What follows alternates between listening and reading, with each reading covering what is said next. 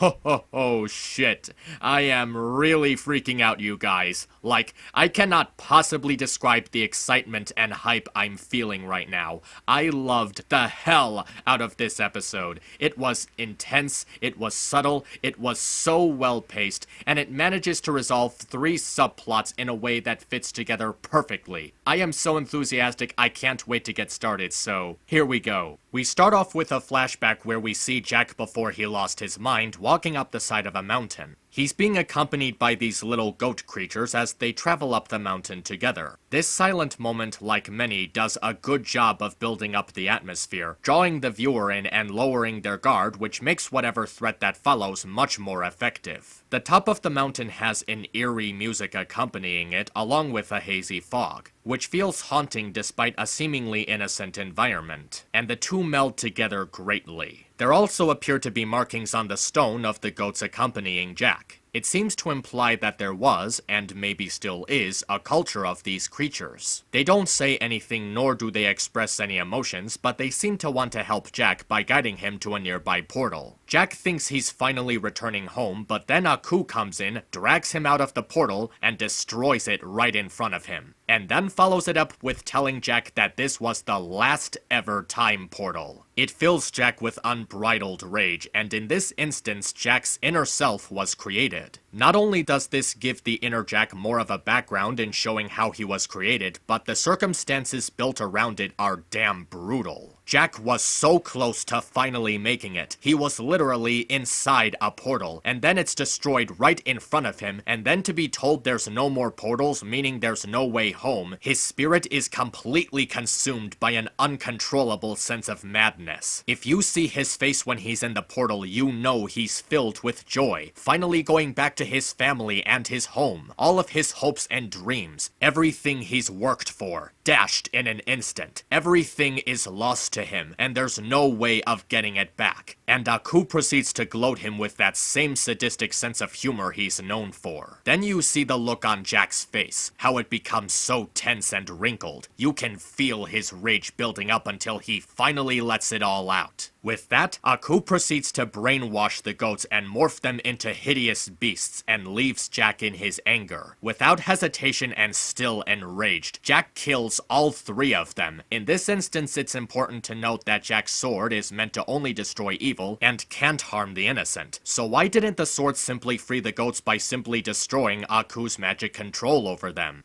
It could be that Jack's anger overwhelmed the sword's righteous nature, making it possible to harm anything, or Aku used a different kind of control that tricked the sword in some way. It's never explored, but there is the possibility that Jack's anger is connected to how the sword was used and how it was able to harm an innocent, which further influences the sword's decision to leave him. When Jack sees he used his sword to slay the innocent, he's consumed with grief and guilt. He just killed pureness in cold blood. Even though it was unintentional, he's still horrified that he allowed Aku into tricking him to do something like that. This additional trauma, combined with his anger and grief over losing his last chance to return home, are the factors that crush his spirit. And even after all that, he still ends up losing his sword. This is literally Jack at his lowest moment. His means of going home are all gone, he'll never see his family again, they're most likely being tortured to death, Jack himself just killed innocent creatures, and his father's sword, the only thing capable of killing Aku, is gone. He was completely screwed and fucked. This is easily one of the worst things Aku has ever done, taking everything that Jack is and destroying it all in the span of 2 minutes. It's then revealed that Jack was actually narrating his story to Ashi, which is actually a clever segue. It's less of a reverse time skip and more of Jack explaining himself to Ashi, which also makes the flashback feel more justified, since it's being used to convey information to someone who doesn't know what happened. The two return to the mountaintop on the back of a giant bird and fly down the hole to look for Jack's sword. It's clear that it's a long way down since they're seen resting with a campfire at one instance. Jack remains awake, and it's pretty interesting to guess what he's thinking to himself. Even if he does get the sword back, what then? What if he loses it again?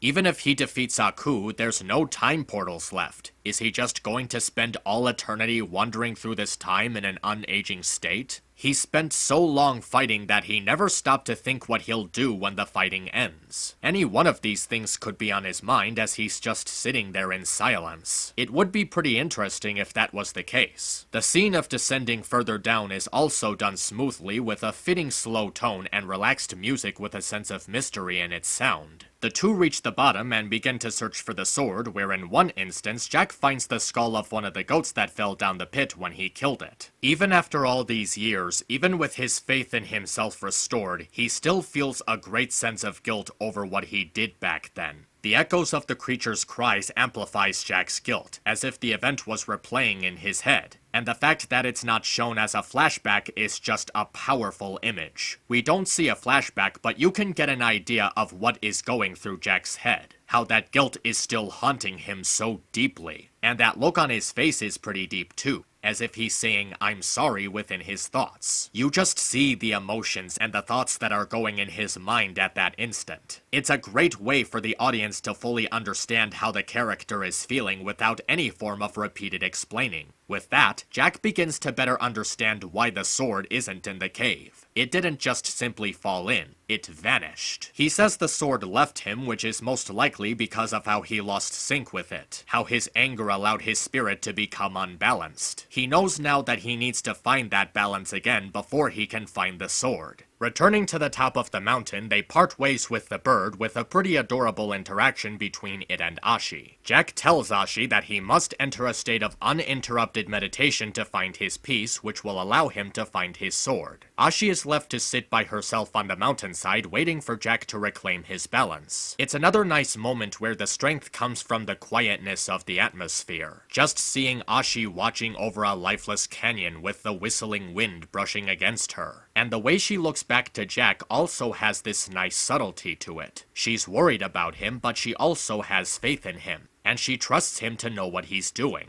But that quietness is soon interrupted by an army of ogres heading to the summit to kill Jack. Ashi is filled with a fiery rage, but this time it's fueled by her desire to safeguard Jack, who has now become a close friend of hers. Meanwhile, we see Jack entering his meditation, and what follows is a compilation of beautiful visuals and beautiful music. The first step is seeing the world around him speeding up. Clouds, the setting of the sun, even the formation of the stars, while Jack himself remains untouched by the passage of time. It could be that these visions symbolize Jack's relaxing his senses as his consciousness enters an astral plane of existence. He walks through a gentle valley, implying how it's part of his calmed mind. He wanders through the valley until he finds himself before an open body of water and a simple raft. He boards it and sails it across the ocean into a field of stars. He then finds himself in a field of thunderous clouds, and when he comes out, he finds himself before a monk at his home. The monk asks him if he's lost, and Jack simply replies, yes. Everything about this segment is awe-inspiring. The music is so peaceful and poetic in nature that you could literally fall asleep to it. It has this hypnotizing gentle touch that relaxes your mind and calms your nerves, almost as if it's doing the same for Jack. Both us and him are touched by the warm and gentle approach of this music, making it so much more powerful. The visuals are also outstanding. The choice in colors and the design of the backgrounds mesh very well together, as if they were made specifically to match the background music playing the whole time. The soft brushing of the grass gives the valley more life, and the detail that went into drawing it is unmatched talent. Seeing all of these blades of grass standing out from each other while still blending together as mountains is a real work of craftsmanship. The sky has this bright glow to it that looks and somehow even feels like it's shining with this warm, comforting light. The particles in the water as Jack travels across it are nicely designed. It has a gentle movement that flows alongside the raft in an accurate way. The starry sky has a sense of darkness to it that's touched by the glow of the water, giving it more life. The thunderclaps emit those flashes of light that brighten up the environment, giving you the impression that you're really in the middle of the sky. And the approach towards the monk's house has a gentle pace to it that feels fluid and addicting. Even Jack's facial expressions give the scene more meaning as it shows his emotional steps in retrieving his balance. He's uncertain of where he's taking himself or where he'll be led, but he also puts trust in the unknown while displaying a strong sense of patience. When asked about being lost, it means he's lost his way and he wishes to reclaim it. I am so astounded with how this entire scene is done. It's paced magnificently, designed beautifully with majestic music, and even a strong sense of character development for Jack as we delve deeper into his mind. Meanwhile, Ashi prepares to confront the ogre army, and it's pretty awesome to see her stand her ground. She's confident and determined that she's been trained to take these guys on, but so are the ogres, which leads to some fun banter between them. And what follows is one of the most outrageous one-sided battles you'll ever see. Ashi beats the hell out of these guys, and it's every bit as intense as you want it to be. Her first move is using one of them as a bulldozer to smash them off the side of the mountain, which makes sense in a strategic approach so they're kept away from Jack. Then, after drawing in their attention, she proceeds to annihilate them in any way she can, stabbing them with their own spears, snapping their limbs, smashing their faces, all while expressing heated battle expressions. The fight is bloody, but not over-the-top bloody. The fight knows that the enjoyment of the action lies in the fighting itself, not any gory imagery. There's just enough brutality to even things out so you can freely enjoy the throwdown without feeling distracted by anything.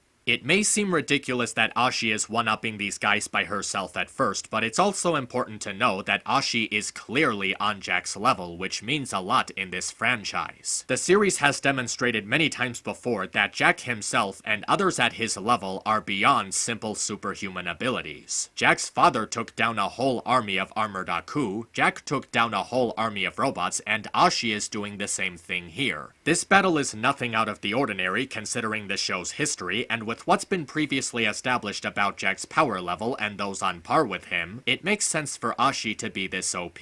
And I have to admit, this episode is hilarious in its transitions between the intense fighting with Ashi and the more peaceful tea-making with Jack. Both segments are presented in such a fascinating way and are paced so well that you just get sucked into them, letting your guard down, which allows the transitions to catch you by surprise more successfully. You know they're gonna cut back and forth, but you don't know when it's gonna happen. It's funny because one moment you see Ashi letting out a screaming war face, and then you're at a non-violent setting complete with peaceful color patterns. You see Jack peacefully holding up a wooden spoon, and then it goes back to Ashi beating the shit out of everyone. The two are so completely opposite of each other that it's actually fun to see them playing back to back, working off of each other to mess with the audience's expectations. As for the scene with Jack making tea, it's handled very well. It has this very calm sincerity to it, which is recognized as part of Jack's training to regain his balance. Since the episode's airing, some people have said a lot of steps go into this kind of tea ceremony, and I applaud this episode for taking such a dedication in taking a step back and slowing down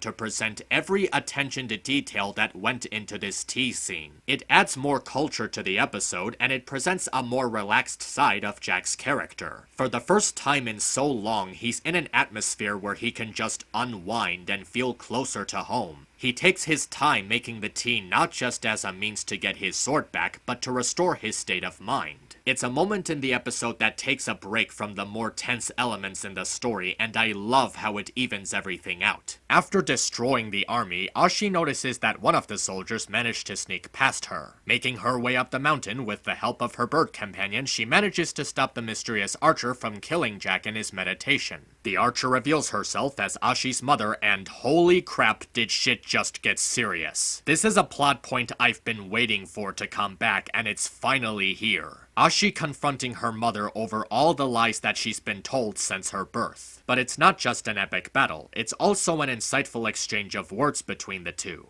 Even after Ashi's failure to stop Jack, her mother gives her another chance to take Jack's life and restore her honor. This moment presents Ashi's mother in an interesting light. She's still showing her daughter mercy and a reasonable amount of patience, as well as a chance to properly honor Aku. When Ashi refuses, she speaks to her mother with a surprisingly understanding tone. She says her mother was wrong about everything in a way that tells me that she has the exact same idea that I did about her in my first review. Her mother isn't just being misleading for her own benefit. She understands that everything her mother has done has been part of a cycle of brainwashing cults that she herself was born into. Neither of them were given a choice, and Ashi takes pity in that. It's just that Ashi was given an opportunity to see the truth through Jack that no one else in the cult has ever been able to. And without the patience to see the truth for herself, her mother is too far gone to listen. It's actually pretty tragic if you think about it, how things could have been differently for her, and how what she has done to Ashi is no different from what must have been done to her. As the battle escalates, the two continue to conflict their philosophies together as a means to justify their views. They even bring up Ashi's dead sisters, talking about how Jack killed them and how Ashi's mother indirectly killed them by breeding them for mindlessly hunting him down. Ashi is shown that she's at peace with what happened between her and her sisters. She doesn't blame Jack for it, but her mother for sealing their fate and taking away their free will. Mother also shows some more personal depth to her when questioning why Ashi would betray her family and let Jack live after killing her sisters. So she was at least thinking of her children while setting out on her hunt for them. And it all ties into her belief that Jack is their mortal enemy, so it all comes together in a way that fits her character properly. Aside from the dialogue, the fighting between the two is very well coordinated. The choreography is nicely detailed and showing how the two fend off each other's techniques and styles. And the two are evenly matched considering that they most likely had the same upbringing. As Ashi's mother takes another lunge at Jack with her claws, she throws an arrow at her, impaling her through the chest and sending her falling to her death.